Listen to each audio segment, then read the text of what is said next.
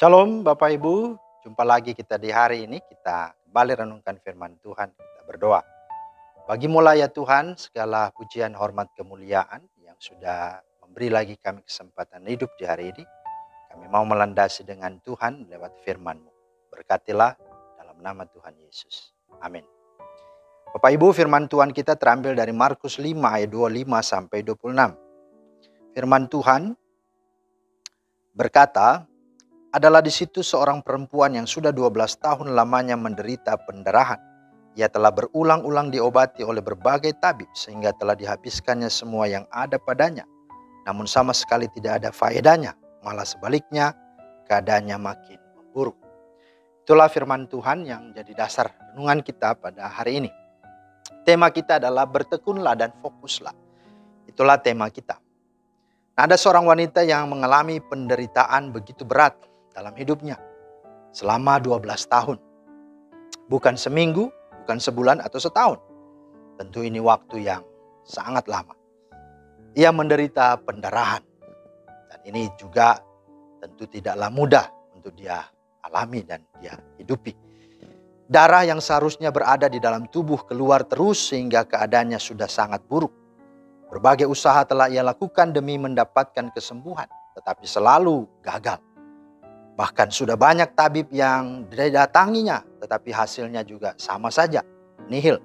Justru ia makin menderita dan makin buruk karena sakitnya tidak kunjung sembuh. Bahkan semua harta yang ada padanya sudah ludes untuk biaya pengobatannya. Secara manusia tentu wanita ini sudah tidak tahan dan sudah putus asa, putus pengharapan. Harapan untuk hidup rasa-rasanya sudah sangat tipis sekali.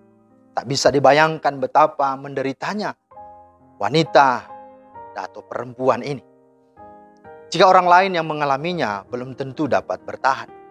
Bisa saja mereka akan mengakhiri hidupnya dengan cara bunuh diri. Tetapi menariknya di sini wanita ini tidak menyerah pada keadaan. Dan ini artinya selalu ada jalan jika kita terus bersabar dan terus bertahan dan tentu berusaha. Setiap orang pasti memiliki masalah dalam hidupnya. Tetapi yang menjadikan seseorang tampil sebagai pemenang adalah ketika ada setitik atau secercah harapan atau setitik terang yang masuk di hatinya. Apa itu? Itulah iman. Itulah iman. Nah, di sini dikatakan bahwa perempuan itu mendengar kabar tentang Yesus. Lalu timbullah iman di dalam hatinya. Dan ada tertulis bahwa iman timbul dari pendengaran dan pendengaran oleh firman Kristus. Roma 10 ayat 17. Harapannya akhirnya kembali muncul, kembali timbul. Dan karena pengharapannya itu yang sudah timbul, ia mampu menerobos ribuan orang yang sedang mengerumuni Yesus. Wanita ini tidak mempedulikan kondisi fisiknya yang lemah, bahkan dianggap najis, haram pada zaman itu. Tetapi ia tetap bertekun dan fokus berusaha menjamah jubah Yesus. Mata wanita itu hanya tertuju kepada Yesus.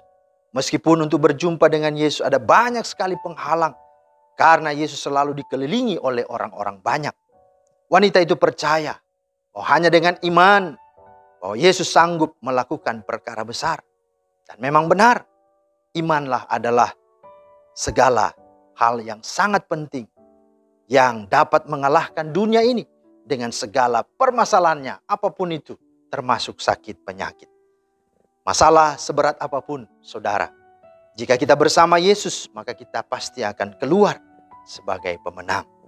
Lagi-lagi, ada masalah atau tidak ada masalah, bersama atau dengan Yesus tidak masalah. Itulah sesungguhnya prinsipnya. Maka saudara, di saat ini ketika saudara memasuki tahun baru, tahun 2022, tentu masalah tidak berubah atau tidak seketika menjadi baik. Bisa saja masalah itu tetap masih ada, masih sama. Sekalipun tahunnya berganti dan tahunnya sudah menjadi tahun baru, 2022. Masalah tidak berganti, menjadi baik. Masalahnya juga masih tetap ada dan sama, bahkan tidak selesai-selesai. Bahkan seperti perempuan pendarahan ini, semakin buruk keadaannya. Tetapi saudara dengar baik. Yang harus kita lakukan dengan mendengar, memperhatikan firman Tuhan ini. Mari yang kita lakukan, mari jangan kita fokus kepada masalah kita. Tapi fokuslah kepada Yesus. Pertama adalah berimanlah sungguh kepadanya. Kalau Anda orang percaya tapi belum mengalami, maka itu artinya kita belum fokus dan bertekun kepada Dia. Masih ada banyak hal yang lain yang kita inginkan supaya mendapat kesembuhan darinya. Dari mungkin manusia, mungkin dari berbagai-bagai obat dan sebagainya. Itu memang baik.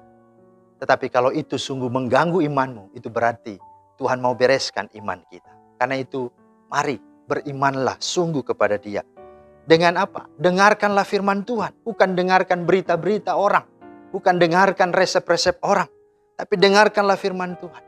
Dan kemudian dari firman Tuhan itu akan semakin meneguhkan iman. Sehingga kita punya hati yang sungguh terarah kepada Yesus. Dengan kita bertekun dan kita fokus kepadanya.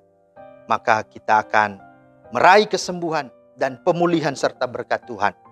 Ketika hati kita terpaut dan berpaut, intim, terdekat dan terikat dengan Yesus, dengan Tuhan. Maka kita akan merasakan aliran-aliran kesembuhan dan pemulihan.